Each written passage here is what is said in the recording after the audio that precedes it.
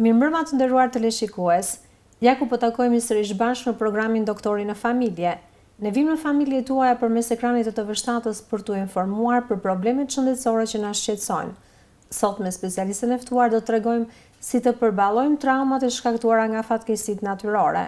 Tërmeti 26 Nëntorit ishte një ngjarje që na tronditi të gjithëve, dhe kjo për shkak të intensitetit të lartë të goditjes, kohëzgjatjes së fenomenit dhe pasojave që shkaktoi. Pasojat më dramatike po i përjetojnë njerëzit të cilët humbën njerëzit e tyre të dashur, pastaj personat të cilët humbën shtëpitë, por shumë të friksuar janë dhe fëmijët, të cilët shpesh nuk gjejnë dot ngushëllim as tek prindrit e tyre. Ndaj për të treguar se si të përballojmë këto trauma, kam të ftuar në studio psikologen klinike Lediona Braho.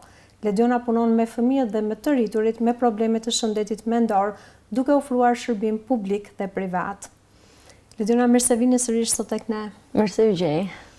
Sot do të flasim për dukuritë post-traumatike që ndodhen tek njerëzit pas traumave të ndryshme nga dukuritë natyrore dhe më shumë do ndalemi tek tërmeti i fundit që kapi vendin tonë. Cilat janë ato përjetime që ju i quani normale pas një traume? Në fakt, edhe pse ka kaluar pak më tepër se një muaj nga ngjarja që tronditi vendin tonë për hir të së vërtetës, është me vend dhe e rëndësishme që të flitet akoma. Kur ndodhin ngjarje të tilla traumatike për masave kaq të mëdha sa tërmeti që goditi vendin tonë me 26 nëntor, me kaq shumë dëme njerëzore dhe materiale njëkohësisht, ka një mobilizim të jashtëzakonshëm, jo vetëm kombëtar, por edhe ndërkombëtar, që është parë ndërkohë gjatë muajit fundit. Dhe përveç ndihmës humanitare që ka qenë shumë e madhe, është ju e keni parë se keni qenë gjithkohë në terren? Patjetër. Është ndihma njerëzore dhe ndihma profesionale që është ofruar, po ofrohet dhe do të ofrohet në vazhdimsi. Pra, jemi, po them, në një këndvështrim profesional shumë pak kohë larg në distancë kohore nga ngjarja që ka ndodhur.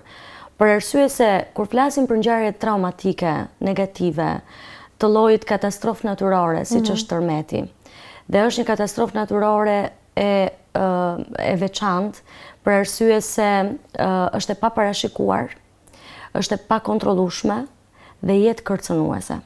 Jo vetëm për Shqipërinë, por në gjitha vendet e botës ka përmasa të tilla dhe është një katastrofë e cila nuk mund të shmanget, të paktën deri më sot.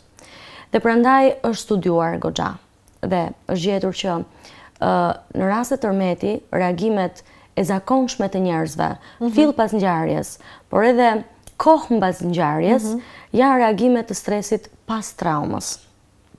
Në nivele të ndryshme, nga njerëz të ndryshëm. Si reagojnë? Normalisht janë reagime të cilat u përngjajnë reagimeve që njerëzit kanë ndaj ngjarjeve të ndryshme traumatike. Jo vetëm ndaj tërmetit, por edhe ndaj ngjarjeve të tjera.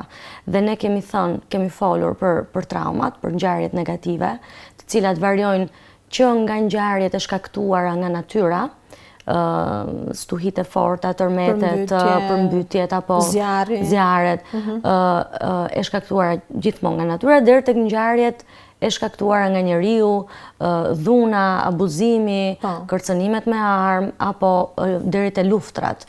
Kështu që reagimet e njerëzve ndaj këtyre ngjarjeve, qofshin prej njeriut, qofshin prej natyrës, janë të ngjashme. Dhe cilat janë këto reagime? Që ju quani mekanizma mbrojtës për trupin. Mekanizmat mbrojtës në fakt janë ato mënyrat se si ne fiziologjikisht dhe psikologjikisht përdorim për të përballur një ngjarje. Sigurisht brenda kontekstit të përballimit, nga njëra anë është po them përballimi i shëndetshëm, janë veprimi apo edhe reflektimi, dhe nëse flasim për mekanizmat mbrojtës, patjetër që ka njerëz që reagojnë në mënyra të ndryshme për të mbrojtur, po nga ana tjetër njerëzit përgjithsisht zhvillojnë simptoma.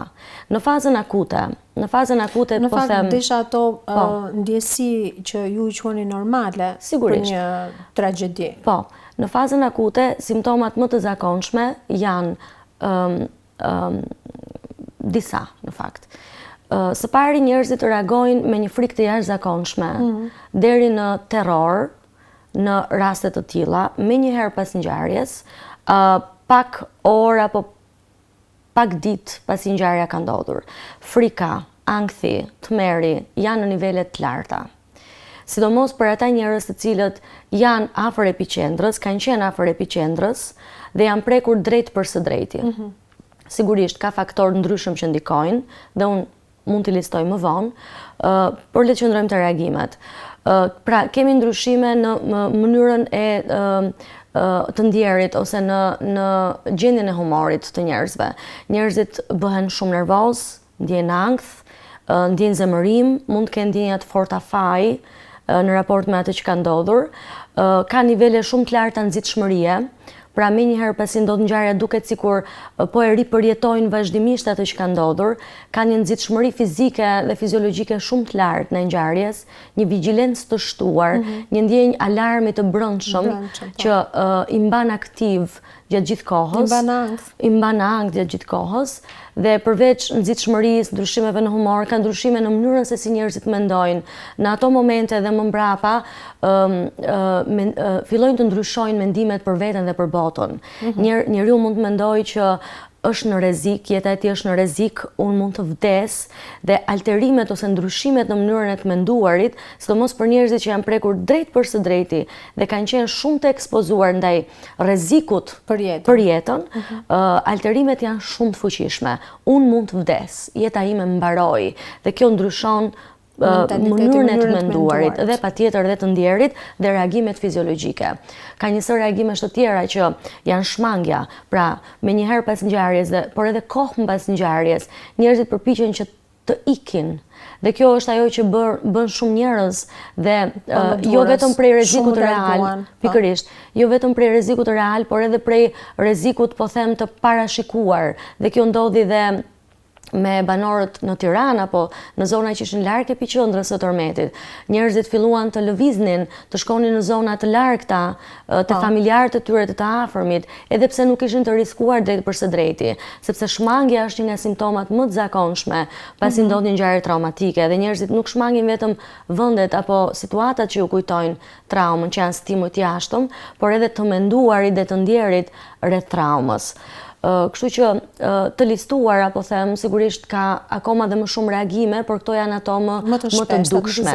Pra, le të themi, këto janë ndër reagimet më të zakonshme për një grup të mirë njerëzish. Ama mos të harrojmë dhe një grup tjetër njerëzish të cilët reagojnë me mpirje emocionale në momentin që ndodh ngjarja ose pak kohë pas ngjarjes, ata mund të jenë të mpirë emocionalisht, nuk janë në gjendje të verbalizojnë mënyrën se si janë ndjerë, mënyrën se si ndjehen dhe atë që mendojnë. Nuk e përshkruajnë dot, mund të kenë ndryshime në proceset e kujtesës, nuk arrin dot të mbajnë mend detajet caktuara nga ngjarja që ka ndodhur, dhe ka një farë shkëputjeje emocionale që ne quajmë disocim nga ajo që ka ndodhur. Personi duket sikur ka jetuar një eksperiencë nga e cila është ndarë tashmë, dhe duket sikur ajo që ka ndodhur nuk i ka ndodhur atij. Dhe këta persona ditët e para ose orët e para pas ngjarjes së Tërmetit konkretisht, duket sikur ishin të fortë për ta përballuar. Ose të pandjeshëm në një farë mënyre. Në ditët në vazhdim? Në orët e para, po them, ose në ditët e para. Mundet që këta personat në dukje të kenë krijuar përshtypjen e njerëzve të fortë, të pandjeshëm, që nuk kanë pësuar ndryshime të rëndësishme në mënyrën e perceptimit vetes e të botës, apo në marrëdhënie ndërpersonale, por realisht ata persona mund të kenë qenë pikërisht në këtë gjendjen e mpirjes emocionale dhe detashimit apo shkëputjes nga situata. Dhe mundet me shumë gjasa që në muajt në vazhdim të kenë manifestime të simptomave që unë përmenda pak më parë. Sa zgjasin në kohë këto simptoma? Për atë pjesë që ne quajmë normale, dhe do na thoni pastaj kur duhet të shqetësohemi. Normalisht është normale që të zgjasin në kohë, paksa? Patjetër. Simptomat e stresit pas traumës, dhe kur flasim për stres pas traumës, i referohemi një çrregullimi që gjendet në manualin diagnostik të çrregullimeve mendore. Ky çrregullim, i cili është përfshirë vitet e fundit, futet tek çrregullimet e lidhura me stresin dhe traumën. Dhe që të diagnostikohet tek popullata, qoftë ajo e përgjithshme, që nuk ka psuar goditje apo fatkeqësi natyrore, ashtu dhe tek ai komunitet ose popullat që ka psuar goditje natyrore si tërmeti, duhet që të ketë disa kritere. Dhe një pjesë të tyre unë i përmenda pak më parë kur listova simptomat, por kriteret kryesore janë së pari, duhet që personit ketë përjetuar një ngjarje traumatike direkt, përmes një të afërmi që ka qenë aty, duke dëshmuar një ngjarje që po i ndodh një tjetri, ose përmes dhënies së ndihmës ndaj të tjerëve. Edhe kur ti viziton njerëzit. Bravo, edhe përmes dhënies së ndihmës ndaj të tjerëve që janë profesionistë e shpëtimit apo të shëndetit. Kështu që prania e një ngjarje apo ekspozimi në një ngjarje të tillë duhet se s'bën të jetë kriter kryesor. Janë dhe 4 kritere të tjera që janë shmangja, simptomat intruzive ose ndërhyrëse, dhe këtu fusim ëndrat, makthet, ripërjetimet e vazhdueshme të ngjarjes traumatike dhe hipervigjilenca, ndryshime në mënyrën e menduarit dhe në gjendjet e humorit, dhe ndryshime në nivelin e nxitshmërisë dhe të reaktivitetit. Tjetër, këto simptoma duhet të zgjasin të paktën 1 muaj që të diagnostikohet ky shregullim. Një muaj nga ngjarja, 1 muaj e mbrapa, pra nëse ka ndodhur. Ndërkohë që në tërmetin e 26 nëntorit kemi pasur dhe post lëkundje të gjata në kohë. Kështu që besoj këto do ndihen edhe më gjatë. Patjetër, ne si profesionist jemi angazhuar duke ofruar ndihmën tonë për këta persona, sidomos për ata që ishin në rreth epiqendrës së tërmetit, për zonën e Durrësit, Thumanës dhe fshatrat përreth. Ata sigurisht kishin nevojën më të madhe. Dhe ne shkuam aty për të ndërhyrë dhe për të ofruar ndihmën e parë psikologjike, e cila është një ndihmë njerëzore në fundit. Është një ndihmë e cila konsiston kryesisht në ofrimin e një batanieje, e një pjatë me ushqim, e një shisheje ujë apo një gotë çaj, dhe një fjalë ngushtuese. Patjetër në ofrimin e një përkujdesjeje dhe mbështetjeje njerëzore dhe profesionale, patjetër për t'i dhënë mbështetje dhe empati në ato momente. Kur duhet të kërkojmë ndihmën e një psikologu ose të një psikiatri? Patjetër, pas një ngjarje traumatike si tërmeti, unë besoj që edhe tashmë që ka kaluar 1 muaj e pak, ka shumë njerëz të cilët gjenden akoma në kushtet e mbijetesës ose të plotësimit të nevojave bazë. Ende ka persona që nuk janë sistemuar në shtëpitë e tyre, dhe siç ka treguar dhe përvoja e huaj, studime që janë kryer në vende të tjera apo po them informacione që janë marrë nga vende të cilat kanë përjetuar tragjedi të niveleve edhe më të mëdha, rikuperimi, rikthimi në normalitet i njerëzve kërkon kohë. Kështu që të gjithë duhet kuptojmë që këta persona që kanë mbetur pa shtëpi, pa stre, pa nevojat e tyre bazë, kanë nevojë për kohë që të rifitojnë shtëpinë apo të sigurohen në një streh dhe të rikthehen në një farë mënyre jetës së tyre të zakonshme. Edhe pse kjo humbje ka qenë shumë e rëndësishme për ta. Dhe humbjen më të madhe kanë përjetuar njerëz të cilët kanë pasur humbje apo vdekje të familjarëve dhe njerëzve të tyre të afërt.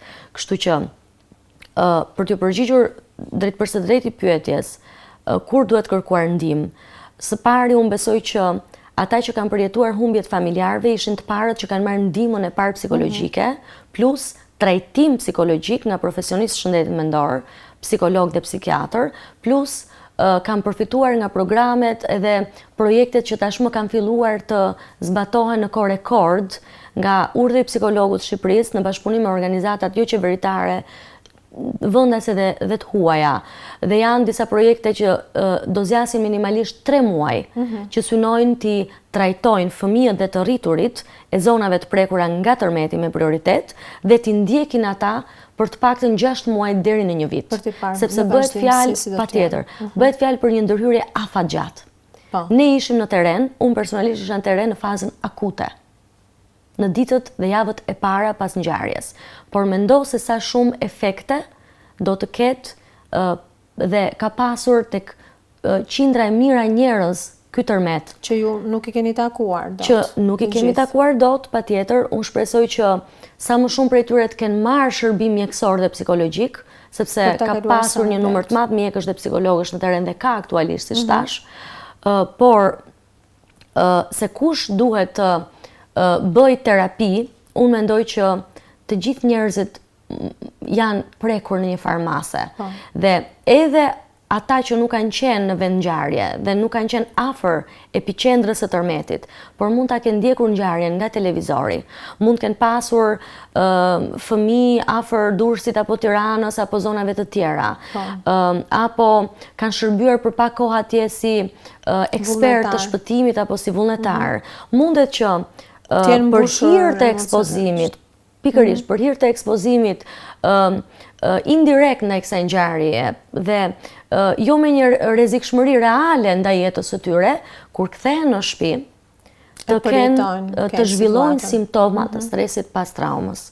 Kështu që për mendimin tim, nisur nga ajo çfarë kam parë, nisur nga klientët dhe personat që kanë ardhur dhe kanë kërkuar ndihmë, ata mund të kategorizohen në disa kategori që çka flet për një farë përhapjeje të simptomave në popullat dhe jo vetëm lokalizim të tyre tek njerëzit që kanë qenë në afër epiqendrës. Si duhet ndihmuar nga ana psikologjike një person i cili është shpëtuar nga rënojat në rastin e tërmetit, ose një person i cili ka humbur të afërmen e tij? Si duhet ndihmuar?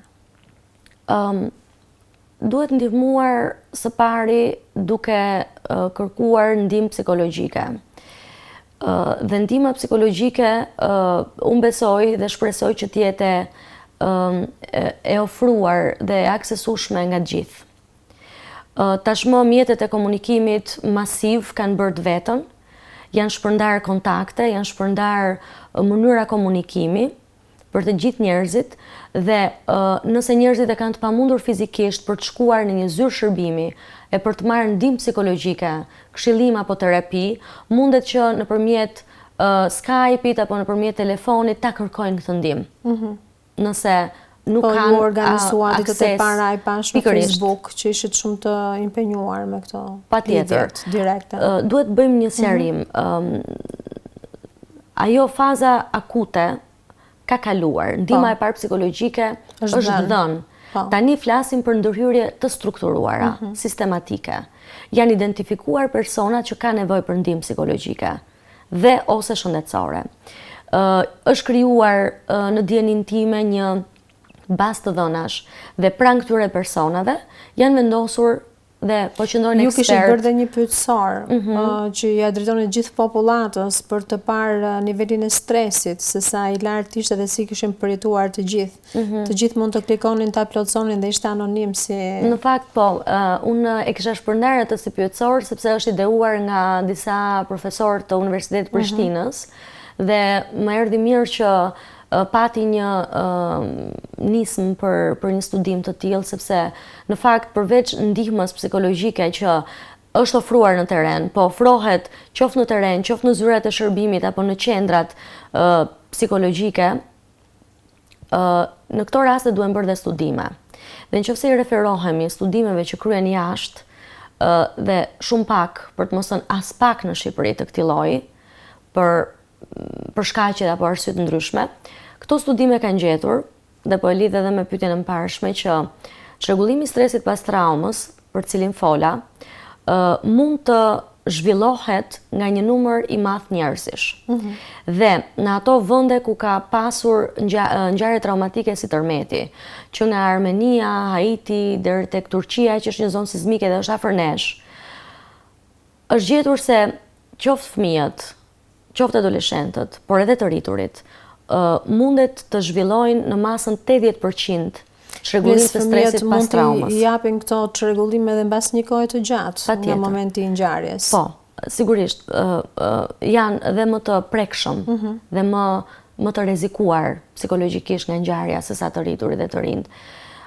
Dhe është gjetur, siç thash, që gati 8 në 10 persona, 8 në 10 persona, referuar një studimi që është bërë në Turqi, dhe ky studim është bërë me fëmijë në fakt, 8 në 10 fëmijë, një vit pas ngjarjes së tërmetit, që goditi Turqi në vitin 1999 dhe ka qenë një tërmet i përmasave të jashtëzakonshme me 20.000 të humbur, kishin zhvilluar simptoma të stresit pas traumës, nga të cilët 6 në 10 ishin në nivelin e butë dhe mesatar. Që do thot, edhe muaj të tërë, ndoshta edhe vite pas një tërmeti, të përmasave të jashtëzakonshme shoqëruar me humbje të rëndësishme, njerëzit, po sidomos fëmijët, mund të shfaqin simptoma që kualifikohen për një çrregullim. Atëherë mund na thoni cilat janë reagimet post-traumatike tek fëmijët dhe adoleshentët sipas grup moshave, sepse ndryshe përjeton një fëmijë i vogël, ndryshe një pak më i rritur. Është e vërtetë që fëmijët, ndryshe nga të rriturit, kanë mënyrat e tyre të reaguarit. Kanë ndonjë fantazi shumë të zhvilluar fëmijët. Përveç fantazisë shumë të zhvilluar. Që kjo nuk i bën mirë në këto raste, mendoj. Fantazia është një aspekt pozitiv i zhvillimit të fëmijëve. I zhvillimit po në rastin e traumave që kalojnë ata i fantazojnë, i zmadhojnë ndoshta një çik më shumë. Është vështirë për fëmijët që të ndajnë fantazinë nga realiteti dhe nisur nga kjo, fëmijët, sidomos ata në moshën 6 vjeçare, kanë disa specifika krahasuar me fëmijët 6 vjeç e sipër. Fëmijët 0 deri në 6 apo fëmijët parashkollor përgjithsisht zhvillojnë disa simptoma pas një tërmeti, por edhe pas ngjarjeve të tjera traumatike, që janë frika për të qëndruar vetëm, frika dhe ankthi i madh nga ndarja prej prindërve apo kujdestarëve të tjerë, shqetësime të gjumit dhe probleme me oreksin, frikë për të fjetur vetëm, një nevojë e madhe për të qëndruar afër kujdestarëve dhe prindërve, dhe për të mos u ndarë apo shkëputur prej tyre, siç thash, zhvillojnë frikë ndoshta dhe nga errësira apo stimuj të tjerë. Kanë shfaqje të, po them, të tepruara të varësisë, mund të bëhen shumë më të varur dhe më të ngjitur ndaj të rriturve dhe në një farë mënyre të përjetojnë një lloj regresi në zhvillimin e tyre. Për shembull, nëse një fëmijë 4 vjeçar që frekuenton kopshtin, është një fëmijë i cili ka mësuar të flasë rrjedhshëm, të tregojë histori, të ketë fituar një farë pavarësie në veshje, zhveshje, në ushqyerje, në urinim dhe defekim, pas një ngjarje traumatike mundet që të bëjë një regres të rëndësishëm, që do thotë mund të urinoj natën, të defekoj natën, të ketë humbje të folurit, apo vështirësi në të folur, belbëzim, apo mutizëm, apo probleme të tjera të folurit, edhe të ketë një farë vështirësie të konsiderueshme për të bërë vetë gjëra që më parë i bënte. Ndërkohë fëmijët e moshës shkollore, të cilët kanë aftësi mendore më të zhvilluara se sa fëmijët parashkollor, përveç, po them, frikës, ankthit, vështirësisë për të qëndruar vetëm, nevojës për të qenë me të rriturit pranë, për të siguruar që do t'i mbrojnë, sepse këto janë karakteristike për gjithë fëmijët normalisht, kanë edhe disa specifika që mund të lidhen me vështirësinë për të përqendruar, nuk kanë dëshirë të shkojnë në shkollë, duan të rinë në shtëpi, nuk duan të bëjnë detyrat, mund të kenë rënje të performancës akademike, mund të kenë vështirësi me bashkëmoshatarët në marrëdhëniet me të tjerët, sidomos me moshatarët e tyre, mund të kenë shfaqje të irritueshmërisë dhe agresionit, edhe ta shfaqin së jashtëmi, mundet që në lojën e tyre të përsërisin elemente të traumës, dhe ose të bëjnë lojë të kufizuar apo përsëritse, dhe mundet që patjetër të kenë vështirësi me gjumin, me oreksin, siç përmenda edhe pak më parë, dhe për adoleshentët, përveç këtyre, është specifike rritja e sjelljeve të rrezikshme dhe vedëmtuese. Mundet që të kemi një shtim të përdorimit të alkoolit, duhanit apo drograve të rrezikshme, ngjarje të rrezikshme, të cilat janë specifike më shumë për të rinjt dhe jo për të vegjëlit. Dhe ndjenjat e fajit. Fëmijët më të rritur, po them 6 vjeç e sipër, kryesisht 8 deri në 12 vjeç, kanë ndjenja faji dhe mendojnë ose ndjejnë se në një farë mënyrë mund të kenë bërë diçka gabim që e ka shkaktuar atë që ndodhi. Si do t'i ndihmojmë fëmijët në këto momente? Për prindrit dhe për kujdestarët së pari, unë do sugjeroja që të tregojnë të vëmendshëm ndaj shenjave që fëmijët shfaqin. Ditët e para kanë qenë të rëndësishme dhe unë besoj, nisur dhe nga puna e përditshme, kam parë që fëmijët e moshave të ndryshme, siç thash, kanë reaguar në mënyra të ndryshme. Fëmijët më të vegjël kanë pas nevojë për komfort nga të rriturit dhe sugjerimi im ka qenë dhe vazhdon të jetë që t'ju qëndrojnë pranë, t'u japin mundësi që të shprehen, por nga ana tjetër të mos flasin vazhdimisht për këtë ngjarje, pa u dhënë mundësi fëmijëve, por dhe vetes së tyre të merren me ngjarje të tjera ose me gjëra të tjera të jetës së përditshme, kështu që për të rriturit vlen të thuhet dhe të theksohet që jepi hapësirë fëmijës, dëgjoje dhe kuptoje dhe pranoje atë që fëmia është duke ndjerë, pa e fajsuar, pa e keq kuptuar, pa e gjykuar fëmijën pse ndoshta ende ka frikë nga ajo që ka ndodhur. Bëj lojra, bëj aktivitete dhe ndihmoje që të rikthehet rutinës, shkollës, aktiviteteve, sporteve të jetës përditshme. Dhe nëse fëmia vazhdon të jetë i shqetësuar në mënyrë të tepruar, edhe po them disa javë pas ngjarjes, mundet që të flasin me një psikolog dhe të kërkojnë ndihmë të mëtejshme.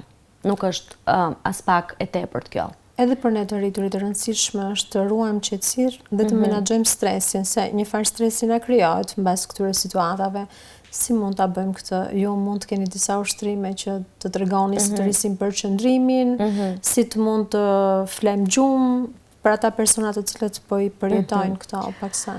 Sigurisht, me personat cilët kanë ardhur dhe kanë kërkuar ndihmë psikologjike, flas për kryesisht qytetarët të Tiranës, të cilët për fat mirë nuk kanë pasur dëmtime të rëndësishme as njerëzore, as materiale në shtëpitë e tyre, por kanë pasur frikra, frikë për të qëndruar vetëm, frikë për të shkuar në shtëpi, frikë për të fjetur, përsëritet situata dhe ndoshta edhe më rënd se ajo frikë nga ajo çfarë mund të ndodhë, ankth për të ardhmen, ndryshime në mënyrën se si e shohin botën, ndjenja pasigurie, por edhe probleme të tjera me oreksin, edhe dridhje, po them nivele të ndryshme të ashpërsisë edhe llojet simptomave.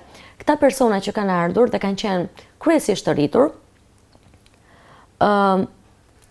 gjë e parë që është synuar të bëhet me ta, është stabilizimi emocional, krijimi një gjendje qetësie, dhënia ose bërja e disa ushtrimeve të thjeshta, të frymarrjes, ushtrime të relaksimit të muskujve, që edhe në jetën e përditshme është mirë që t'i bëjmë, sepse na ndihmojnë që të fitojmë një farë kontrolli, të fitojmë një farë sigurie të brendshme, një farë qetësie, dhe kjo është e lidhur drejt për së drejti me aktivizimin e sistemit nervor parasimpatik, i cili është përgjegjës për qetësimin e gjitha funksioneve tona trupore, por edhe mendore.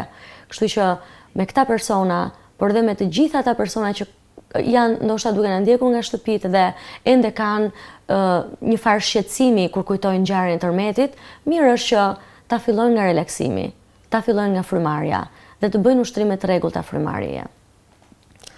Lediona, të falenderoj për kohën, informacionin dhe këshillat që ndatë sot me ne. Kënaqësi që ishim së bashku. Faleminderit juve për ftesën. Jeni mirëpritur në çdo kohë.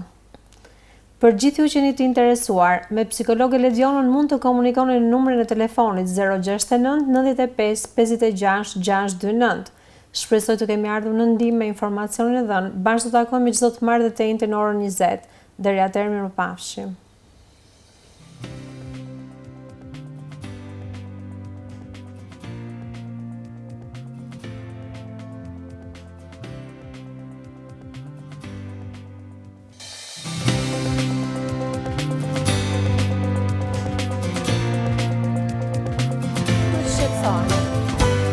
Diyeler şey.